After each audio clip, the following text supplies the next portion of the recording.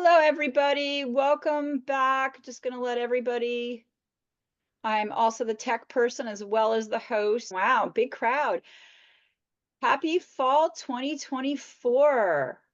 We're all back together and we are missing Eve because Eve is in Australia. Both she and I had planned to be in Australia together, and I decided twice in 1 year was a little over my personal and Pink Concussions budget. So Eve, I think, will be sleeping right now and presenting tomorrow in Australia.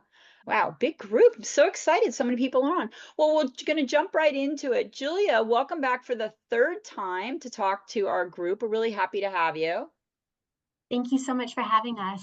And why don't you just update us real quick in the last 2 years since we've seen you, what you're doing right now? Yeah, so for the past couple of years, I've been working at the University of Clermont-Auvergne, which is in the center of France.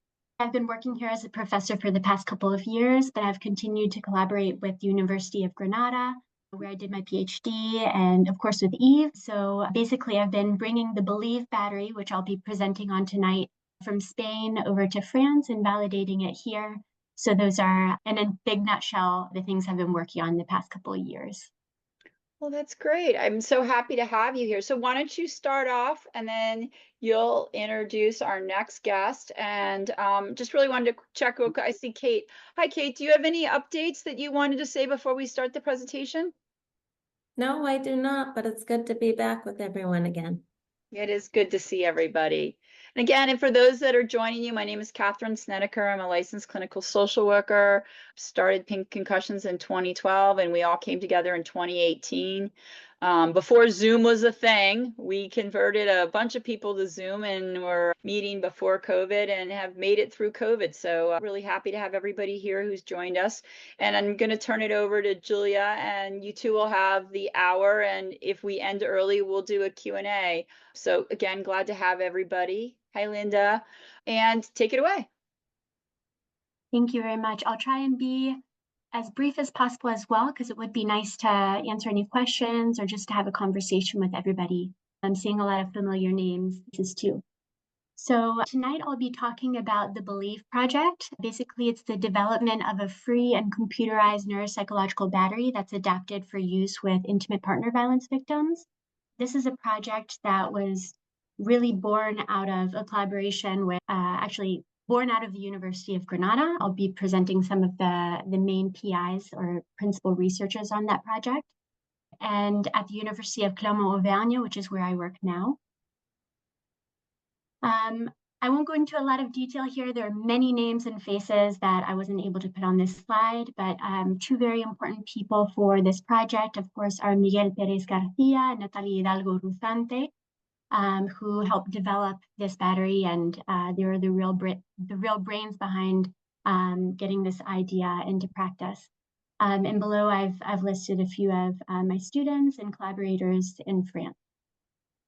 But this project definitely goes beyond France and Spain. We're collaborating with people all over the world. So, of course, Eve Valera, which I know many of you know her name and know her. We also collaborate with other researchers in the United States, as well as Portugal, Palestine, and New Zealand. This is a project that is currently funded, so from the Ministry of Science and Innovation in Spain, as well as the National Agency for Research in France. And there are many different axes of this general research project. Julia, your slides aren't showing. Oh, they aren't? Okay. I just realized that because I was letting people in. Let's see if I can get this to work. I'm sorry, I thought you all were seeing my slides. That's my bad, because I was letting people in, so. Yeah, I'm sorry. Can you all see it now? Yes, now we can. Thank you. Okay. So these are just the universities that have that are collaborating now on this project, as well as some of the names of these two institutions and some of our international collaborators and partners. And basically, what I was mentioning before was the Believe project is the general project, which has a lot of sub-projects within it. Tonight I'll be speaking about, or today, sorry, here it is nighttime, but for many of you, I'm sure it's daytime still. the Believe battery, which is the cross-cultural and free neuropsychological battery for use with intimate partner violence victims. Its forensic application, so how we can potentially use evidence of cognitive alterations in IPV or intimate partner violence survivors in order to acquire reimbursement. There's also a big branch of this project, which is neuroimaging research, and Juan Verdejo Roman, who is here tonight, will be talking about these projects. There are also some experts on our team in complex post-traumatic stress disorder, as well as the impact of intimate partner violence on children and their neuropsychological functioning in the long term.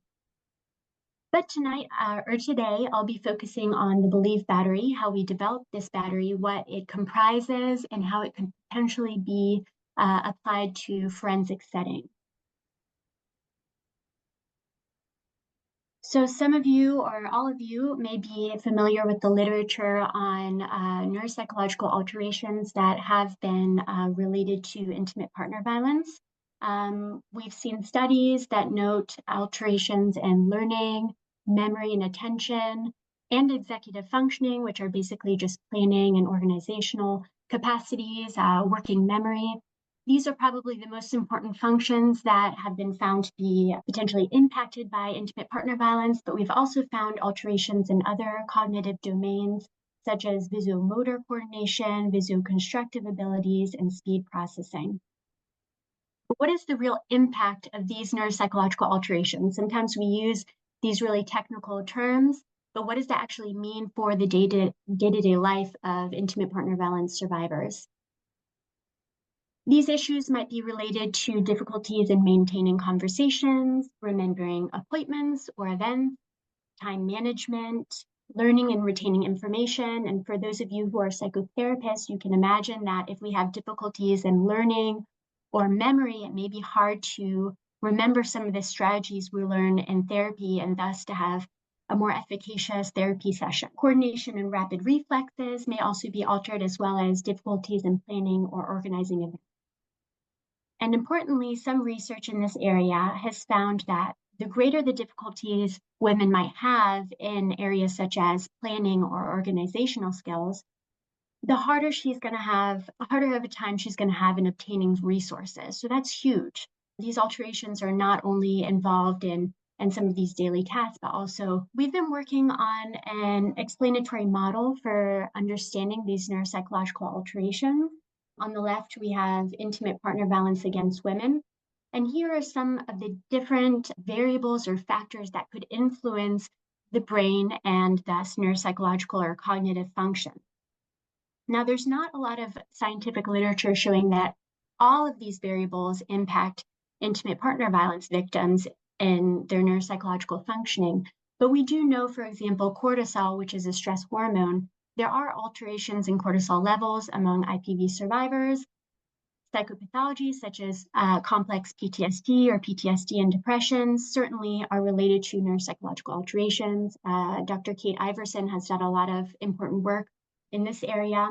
Traumatic brain injury, so we're all here to talk about brain injury, and we all know that that is certainly related to alterations in brain functioning, structure, as well as cognitive performance. Brain injury caused from strangulation, so that would be hypoxic injury, as well as medical conditions. There are different medical conditions that we know are more probable in IPV survivors, such as lupus or fibromyalgia, and these medical conditions are also related to neuropsychological alterations.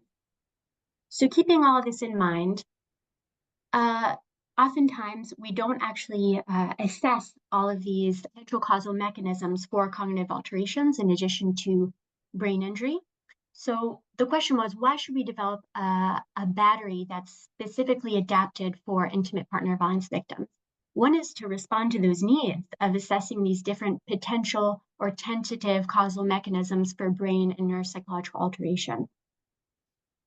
While it might be, well, it's very complex and hard to determine the reasons why many women are not being evaluated or assessed for brain and cognitive alterations, we think that there are two main reasons, or two potential reasons for why this is not a routine protocol in hospitals or health centers. One is because the existing neuropsychological batteries are often really expensive.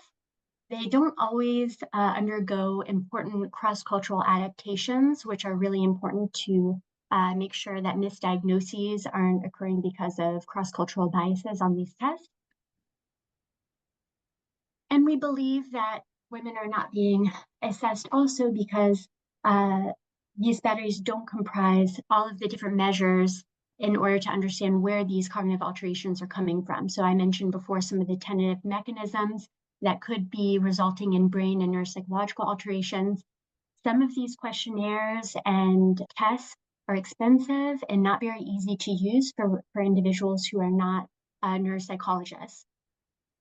So in order to respond to these needs, our goal in the Believe project was to provide a free, computerized, comprehensive, and culturally sensitive neuropsychological battery for professionals working with intimate partner violence survivors who have acquired brain injury. So IPV-TBI, if you see that acronym, I'm just referring to intimate partner violence related brain injury. And importantly, within this battery, in addition to including free measures for cognition, which I'll be getting into in a moment, we also include measures for the different tentative mechanisms for brain and neuropsychological alterations. Those being violent severity, traumatic brain injury and strangulation, screening, mental health, such as other comorbidities I mentioned before, PTSD, depression, etc., as well as physical health, a list of the different medical conditions that could result in brain and neuropsychological functioning.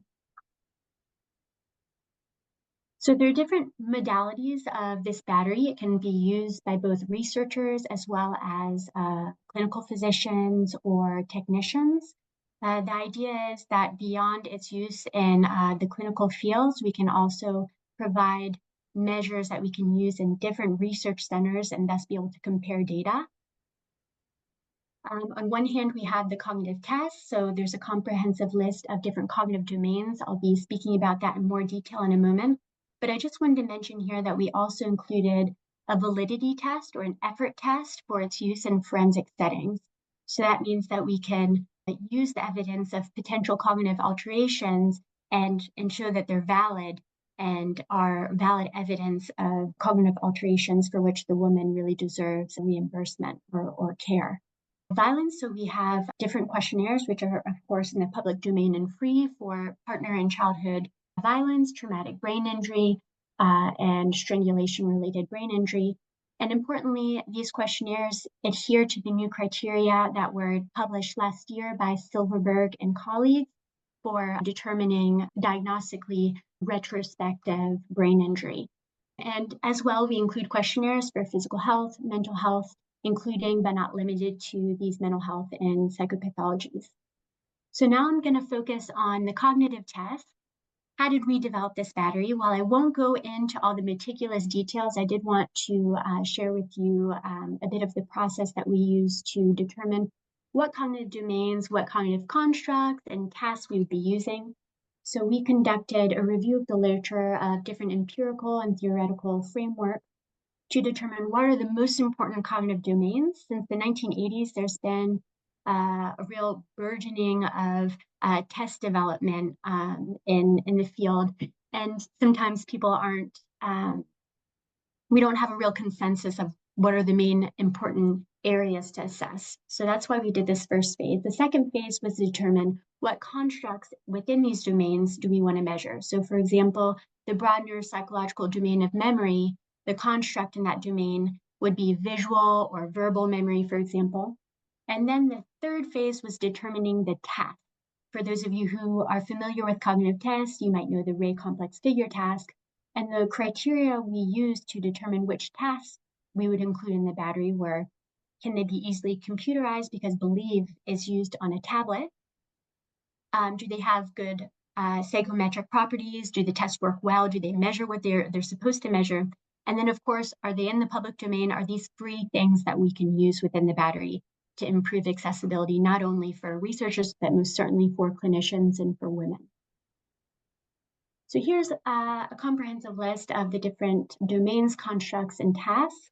I believe this will be posted online afterwards, so you all can study this list a little bit more closely in case you're interested in using the battery. And I've included here a very brief video of how the battery works. I apologize, it's in Spanish. It will soon be in English, but I just want to give you a really brief overview of how it works. So basically, you would go into the tablet and you open up the app. And I should have written Jennifer Doe instead of John Doe, I realized. Here you can see all the different cognitive tests and questionnaires. And here we'll pick one just as a demo. I believe it was verbal comprehension. So here you have the different instructions. For those of you familiar with this kind of task, it's really similar to the token task. And you'll hear a verbal instruction, something to touch, and then the participant will touch it. And what's wonderful about computerized tests is we have a very accurate registry of time, things that we often do by hand, but this really standardizes the process and allows for more accurate registry of performance. Another task that we have, for example, is the abstract reasoning. So this is very similar to the Raven's progressive matrices. Basically, there is a figure here above that's missing a piece, and the participant is asked to select the options below that best fills in the piece. Now, this seems like a really easy answer, but it progressively gets harder as time goes on. And typically, people who have brain injury might have a hard time completing this kind of task. And some of you might be thinking, this seems like tests to understand how somebody does in testing performance. That's true. A lot of cognitive tests are like that. But there are some cognitive tasks or tests that we use in neuropsychological evaluations that are more ecological or reflect more of day-to-day living or tasks that we might have to do. So if you'll remember a moment ago, I spoke about how some of the different difficulties in memory or learning or executive functioning could make daily tasks such as maintaining a conversation difficult. Here's an example of a task within the Believe battery that assesses multitasking. And it actually reflects a real life activity that we might have to do, selecting a recipe. So here it is rice with chicken. And the person has to go in and buy all the different ingredients. To do this kind of task, which for us, it might seem really simple, it actually necessitates a lot of different functions. And this is a really interesting task to include in the battery because executive functions is something that we commonly find might be altered in intimate partner violence victims, especially those suffering from brain injury. I think that's so great that it's based on life experiences like that. And I know on the other side of brain injury, trying to make rehab rather than opening, a block and putting a block on a top of another block, it's like, well, why don't we have a soup can there and actually a can opener, right? Making it more life-based. So that's great for a test. Exactly. We don't want this to stay in the clinic or in a lab. We really want to understand how this is impacting day-to-day living. And that's something that as researchers, we also need to study more is, okay, we're doing cognitive testing and neuroimaging, but are we also using measures that reflect the impact that this is having on her day-to-day life, how hard it is for her to seek resources, if it made it more difficult to leave the relationship, et cetera. Some of these questions that I'm asking right now, I mean, many of them are already written by many people in the literature, and they're really hard to measure, but I think it's really important for us to study these things. So as far as the current status of the battery, it's in Spanish, as you've seen. We've done the English translation. So we have a team at the University of North Carolina, Wilmington, who will be starting to validate the battery. In France, we are translating and validating the battery here. Basically, we'll be comparing it to other gold standard tests that are already validated in each of these countries to make sure that it's actually measuring the things that's supposed to measure. So we're really going through a very meticulous process in making sure this battery is up and running correctly. And we're doing the same in Portugal, as well as translating it in Arabic for its use in Palestine and some other Arabic-speaking countries. So as a summary, the Believe project has developed a multilingual and computerized neuropsychological evaluation tool This can be used in both research and clinical work. You do not need to be a neuropsychologist in order to administer this battery. When you want to know the performance of a participant or of a patient, you can simply click and there'll be an entire output of the different scores on the test and help with interpreting it. It's not meant to replace the work of psychologists or neuropsychologists. It's meant to help with screening and to understand how different cognitive functions, such as memory, how that could be impacting, for example, interventions such as psychotherapy that women might be receiving. And very importantly, this battery is in the public domain. Thank you very much for your time and attention. I'm not sure if you'd like to do questions now or at the end of Juan's presentation.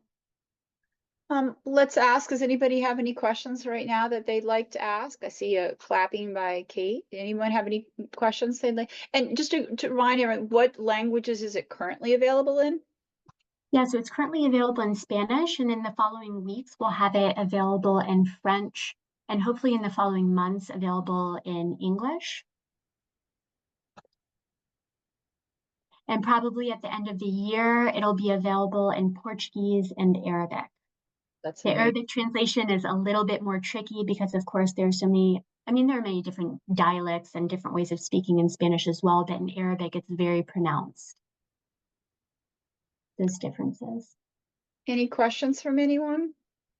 It's a pretty informal group. You can just unmute if you have a question. Kate? Oh, and I didn't put my email here. I'm sorry, I'll put that in the chat. I just have more of a comment.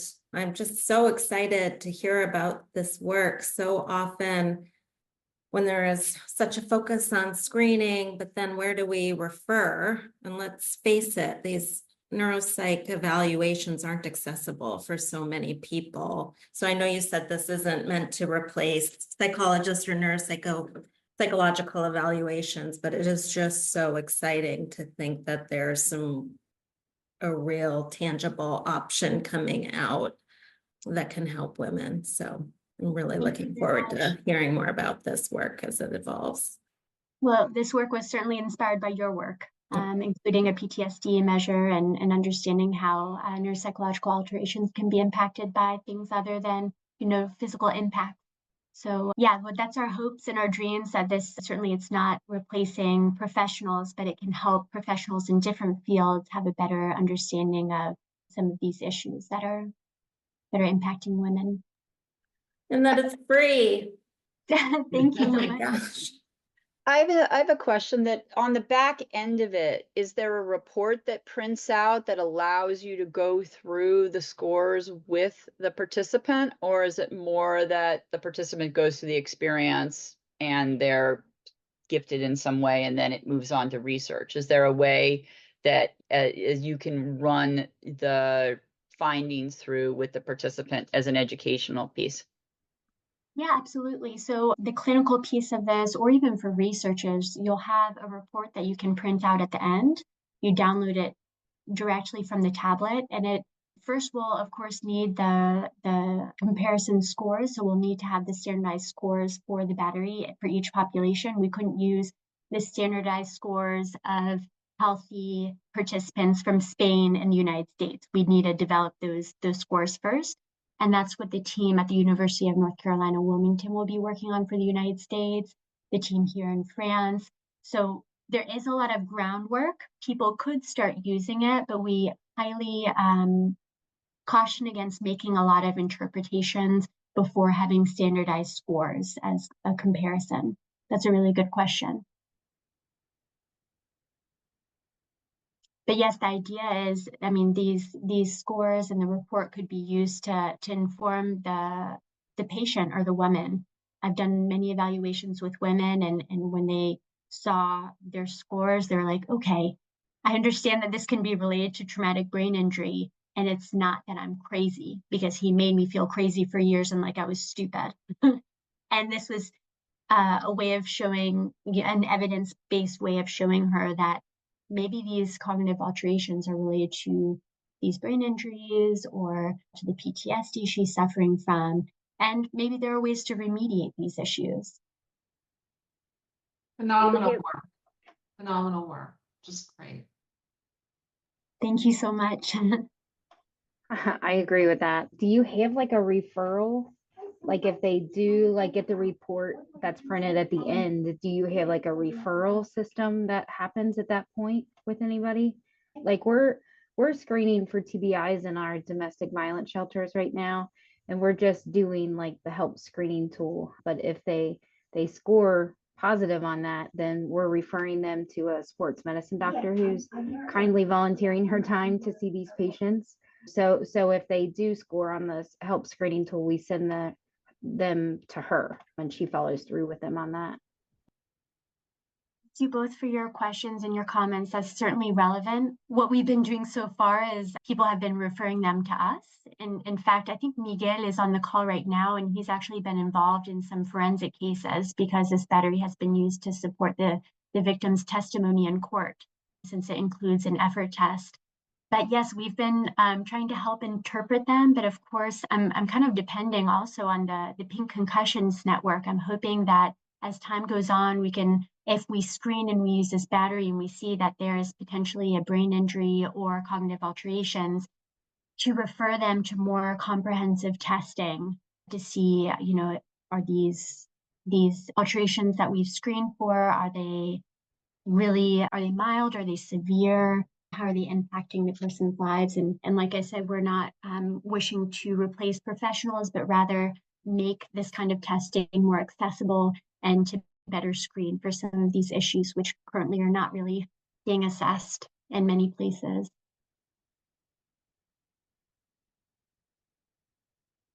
I think ideally we could get a list of, you know, an IPV-informed neuropsychologists or psychologists who can also include other kinds of testing following this kind of evaluation.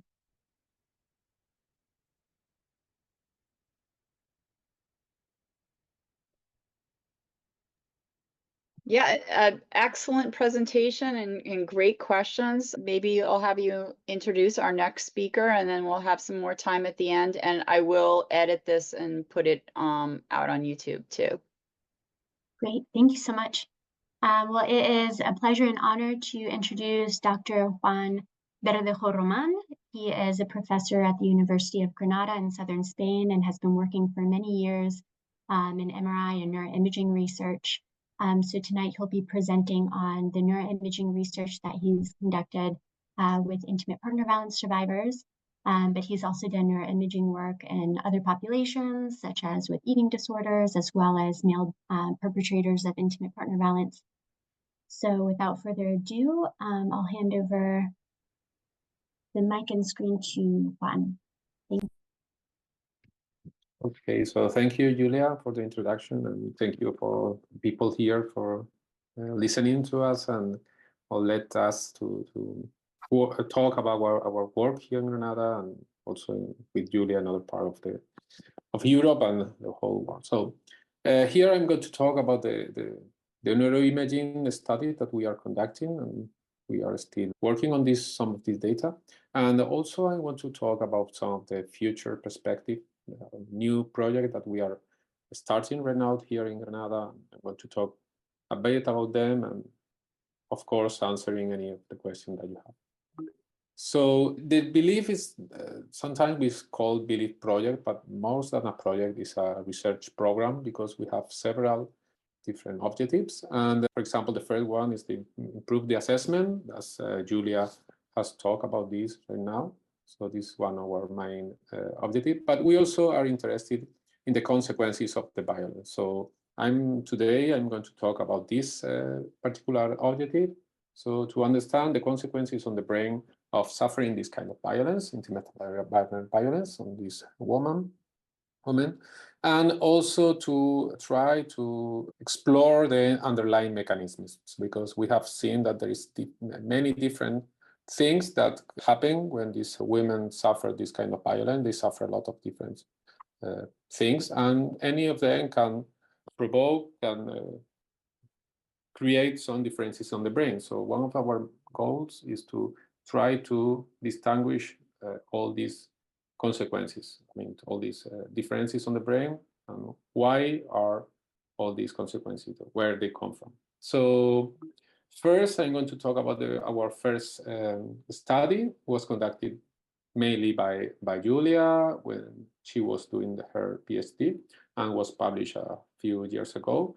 And it was a structural analysis that we found several differences in many regions of the brain between women survivors of EPV and a group of controls. We had a more or less big cohort of 40 women survivors and 40 controls, but depending on the analysis, we only can use some of the image. So you can see in the image in the slides the number of women that was used in this analysis. But going to the results, we found many differences in the brain. And the most important thing on this paper from my point of view is some of these results are related with different mechanisms. I mean, they are related with different consequences or differences. I mean, some were related to the EPV severity, I mean, the amount of violence they have suffered. Some of these results are more related with non-fatal strangulation. Some of them are related with TBI. Some of them are related with childhood experience, adverse childhood experience. And some of them are related with PTSD. So at the end, we know that this woman has suffered a lot of different things, and any of these things can change their brain. And this study was preliminary, was the first one that we conducted, but it was like the beginning of everything that's come behind. So now we are working in different studies, but for us, this is the most important one because it was the first one. And it was like, it showed us that it's good to study this. I mean, it's worth it to study the brain of this woman and try to analyze what's happening there. So especially because we want to help them. So now I'm going to show you some preliminary results. They are unpublished. So be aware of this is not the final results, but at least we can show you some of the analysis that we have conducted recently. So this is the first one. This was also a structural analysis. We compare also the survivors with the controls. But in this case, we compare the density of gray matter. So we have found some increase of gray matter in one cluster in the posterior part of the brain between the paracentral gyrus and the precuneus. It was interesting because it's related with mild TBI. So the most TBI they have suffered, the higher density of gray matter. So this result was at the beginning a bit counterintuitive, but we're still working on that. But unfortunately, this result disappeared when we control for adverse childhood experience. So at the end, it's not related, or we think that it's not related with IPV, but it's more related with the childhood experience. But at the end, we are still working on that, trying to see if is one of the problem, if the other, or maybe it's interaction between both. So we are still working on that results, try to understand what's going on here. So what's happening here? If it is one problem, if it's the other, or maybe it's the interaction between the two types of violence. So the one that they have suffered when they are childs, or the one that they have suffered when they are adults. So this is the study that we have conducted using structural techniques, but we have also run some analysis with a functional MRI. The first one was conducted with a resting state. So we have run an ICA analysis, an independent component analysis. So we can separate all the brain activation in different networks. So we can explore each network separately of the other network. So this is the two students that are working with the data, two of them. And just to show some preliminary results, we have studied, for example, the default mode network. And we have found some regions within this network that has lower activation in the survivors groups, but also we have found some regions with a higher activation within the survivors group. So we are still also working on this data, but at least we can say that in this network, we have found a lower connectivity in the angular gyrus and a higher activation on the cerebellum. We also have explored, I have seen that, I have said that in the dorsal attention network, and we have found lower parietal activation and higher prefrontal activation in the survivors. So we have found that these women has a some results in both sides. So we have found some higher activation and also some lower activation. We don't know what that means. Right now, we're still working on that, but at least we have run some correlation analysis. And we have found that all these analyses correlated with the CAS. So the severity of violence they have suffered. So the higher violence they have suffered, the most different from the control group. So we are still working on what that means, but at least we know that it's related with violence, because the higher violence they have suffered, the most different from the control group. And in this case, these results, most of them survive after controlling for ACA. So in this case, it's not similar to the previous one. So here we control for the childhood adverse experience, and we have found that these results are still there. So, well, we have a team working on this data. We are trying to understand what that means, but at least we know that it's related with the violence, with the intimate partner violence, because on one hand, is related with the CAS, so the severity of the violence, and also is not related with other kind of violence that they have suffered. And this is the resting state results, but we also ran a task, fMRI task. In this case, it was a memory task. In this case, this task is a recognition memory task. So the women has to learn a list of 40 words. So they have several trials to memorize this list of words. And we found that when they have to memorize this list of words, the women that have suffered more violence, they have a worse learning. So they have more difficulties to learn a list of work.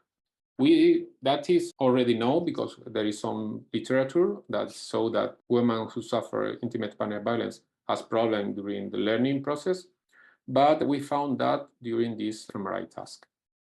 Then, after learning this list of words, they have to go inside the MRI scanner, and they run a recognition task. So some of the words from this list that they have to learn appear on a screen, and they have to say if they recognize this word, if this word was in the previous list.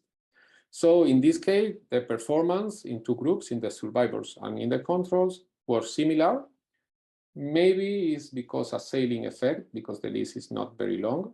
We have this hypothesis that maybe it's because of a sailing effect. But even when they have the same performance, they recognize the same number of words, the brain was different.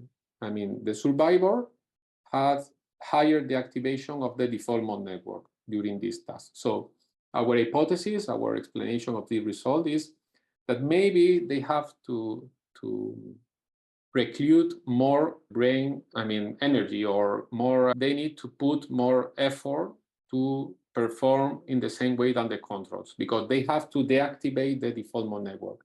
It's well known that the default mode network should be deactivated when you are doing a task.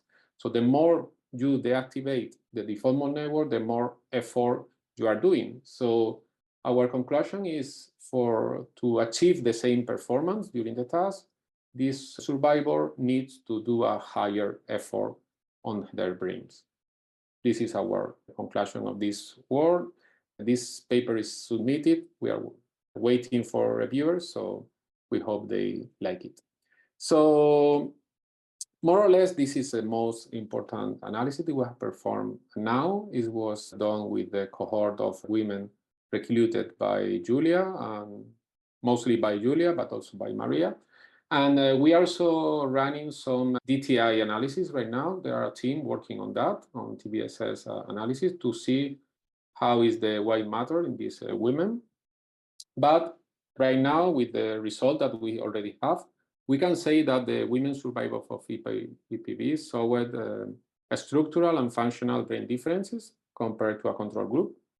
But given the high comorbidities that happen in this population, it's very difficult to separate the effect of this violence from other factors that could be like ACA, PTSD, other mental health problems, drug and medication. So all these things are very present in these women.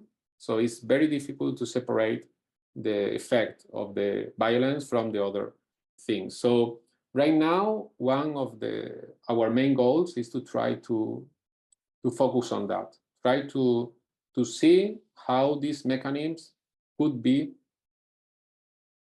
in the related, all these are related with the differences that we have found in the brain. So right now we are working in 2 different projects. We are going to start to work on 2 different projects. So the first one is the Believe BRF project, where I'm the PI. In this project, we are going to study also neuropsychological and brain consequences of the violence, but in this case, we are focused on the repeated hits on the head. So we have the hypothesis that the most, not the hypothesis, but we have found this in previous analysis, the most hits they have suffered, the most consequences on their brain. So we are going to study this. But also we have the hypothesis of this CTE, the chronic traumatic encephalopathy, that has been proposed that maybe is one of the mechanisms underlying these consequences on the brain. So we are inspired by this paper from a few years ago that they show that this CTE is very similar to the consequences that the women that suffer intimate partner violence present in different studies. So the same consequences that, for example, former football players or former male populations that has this encephalopathy is quite similar to some of the papers that has shown consequences in women. So we are going to explore that. So this project is already pre-registered, and we are starting right now working on this hypothesis with this goal. And on the other hand, we are also starting a new project. It's called Believe Emorrebu. And in this case, the PI is Miguel Perez, that I think is connected. And the main goals of this project is to study the emotional regulation strategies, because it has been shown that most of the women survivors of intimate partner violence has problems with emotional regulation, but especially those with complex PTSD. So we are going to explore this in a cohort of women that has complex PTSD. And we are also work on training these women to try to improve their emotional regulation strategies. So this project has a first object to try to explore the emotional regulation brain activation, and then trying this woman to improve these strategies. So these 2 projects have some common protocols. So first, we are going to evaluate many things, like we are going to collect sociodemographic variables, mental health questionnaire we're going to use. We are going to ask them about their IPV and TBI history, assessment on PTSD and complex PTSD, and also emotional processing and regulation. We also, these women are going to use the Believe app that Julia has explained before, and they are coming to our MRI scan, and they are going to perform some tasks, and we are going to collect several different images of their brains. And finally, we are going also to collect some biomarkers related with CTE and also inflammatory consequences or health consequences related with the violence. So more or less, this is the procedure of the projects. And that's all. So I've tried to show you some of our results, to what are our next goals. And well, I'm open to any of your questions. I'm not sure if I'm being clear enough, but at least I hope to answer your questions very well. And thank you. Thank you so much for presenting. And I have to say, just to see all of this coming together in studies, and even that these questions are being asked. I mean, 10 years ago, I think Eve was really the only one trying to get this work done. So to see it spread out over the globe, it's just truly exciting. So anyone have any questions? They can just unmic.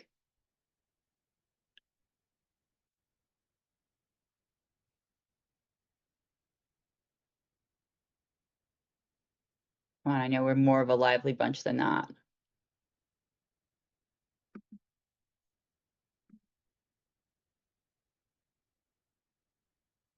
Thoughts?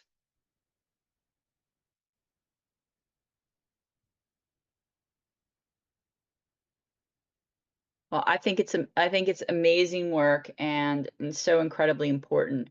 And I think, you know, when working with these groups over the years, I started with Vietnam veterans and worked with teens with concussions and women with concussions. And, you know, even if we don't have the answers, I think that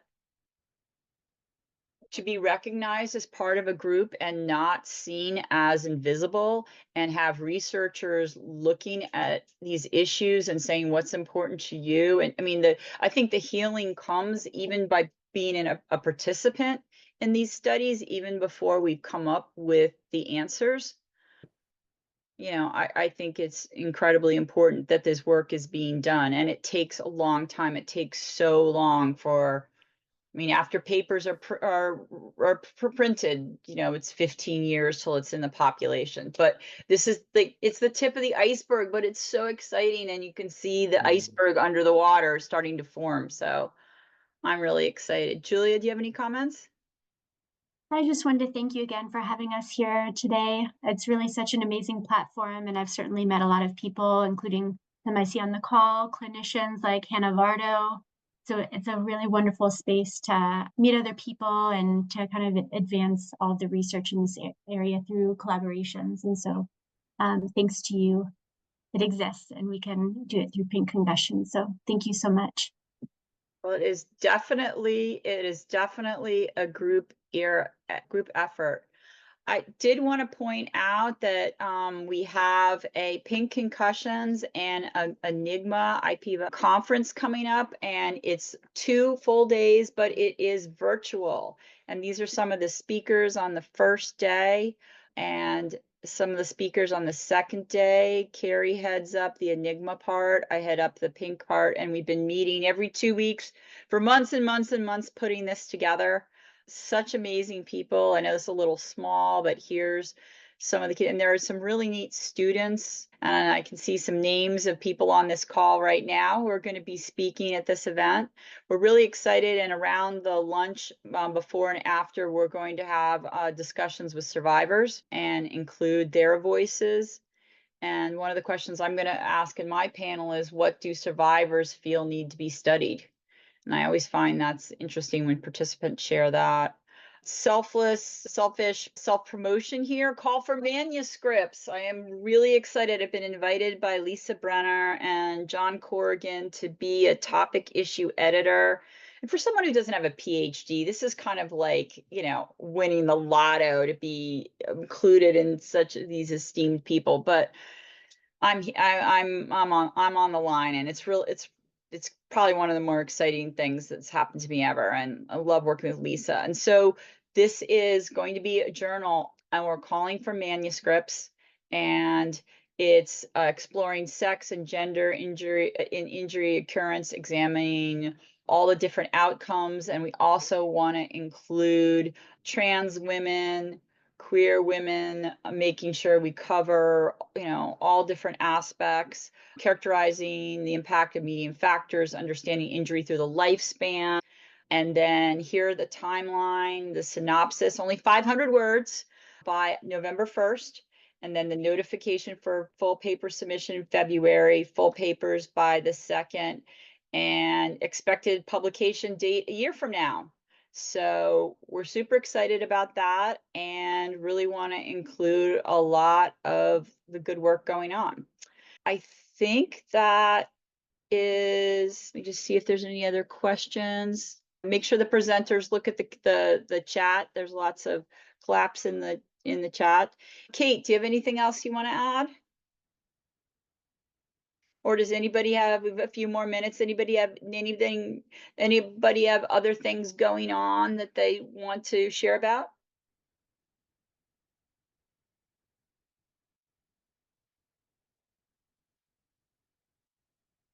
Free time. Come on, Linda, you must have something going on. You're laughing there. Linda, you got it on mic. Oh, yeah, okay, okay. There's So always something going on.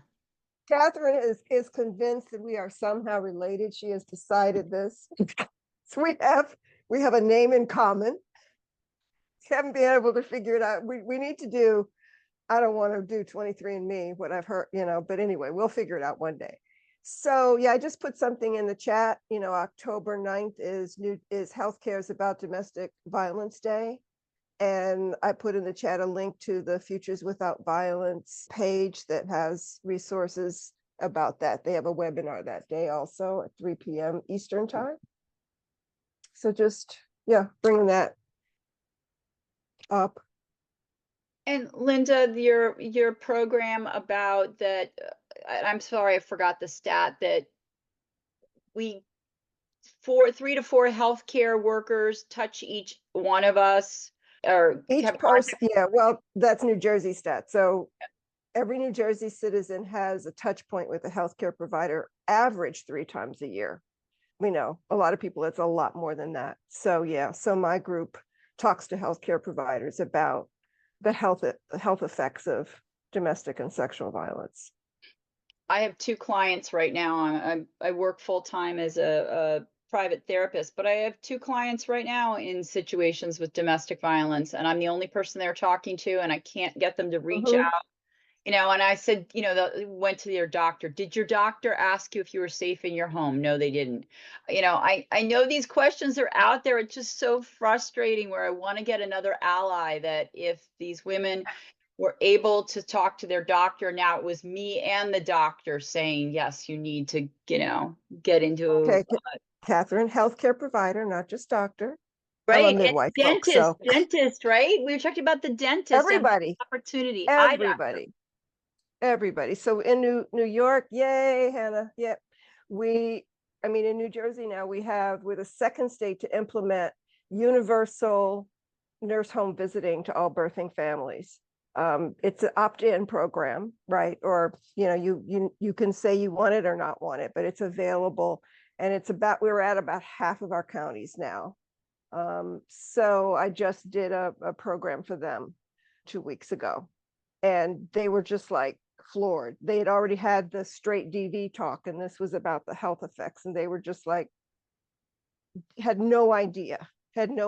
So it was really, we're getting the information out, but it's, what happens in most offices, the reality is there's that one question: do you feel safe at home? And the medical assistant asks it, and then it gets lost. So it's, there's a lot of work still to do. Absolutely. And have you decided when your schedule clears up and you can present? After I get back from France. You gotta follow this woman on Facebook. She is all over the place. You're my inspiration. So what it's not retirement, it's preferment. Preferment. You do what you prefer. Exactly. If you don't know Linda, she's just amazing and had an entire career and life in midwifery. And then, how old were you when you got your MSW, your LCSW? LSW. I'll never have enough hours to be an LCSW, but I don't care. So in my 60s-ish. Yes, so amazing. So been LSW for 12 years, and that's the only hint I'll give you to how old I am. Well, you're amazing, as everybody is on this call. Every single one of you on this call is amazing. Such amazing people. So great. It definitely inspires, and especially right now where I'm couldn't be at the pediatric brain injury in Scotland, and I couldn't be with Eve. So I have a huge FOMO that everybody's at conferences right now. But so this is really nice to see everybody's faces. We'll see you again at the end of October. I put the link for the registration for the November conference. It's free. It's 2 days. Come on for an hour. Come on for 2 hours.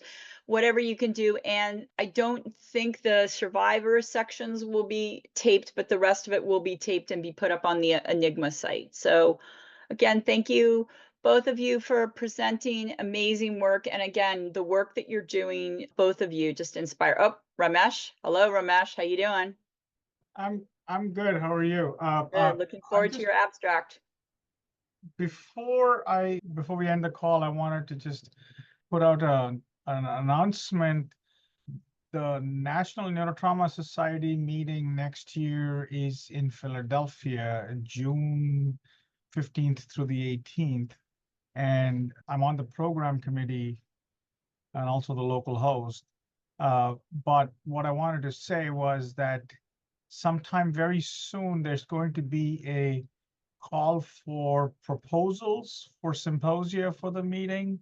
So if people on this call want to get together and put in a session related to IPV or any other, female specific issues that they feel could be highlighted either from the clinical research side, the basic research, or both, that might be a good opportunity. Oh, what a great opportunity. And Philly's a great city to visit. Thank you, Ramesh. Well, thank you everybody for the time. And I know it's hard to show up for a meeting. Thrilled with the people that we had. I think we got up almost to 56 people. So thank you all, and see you all next month. Take care. Thank you. Bye-bye. Take care. Bye-bye. Thank you.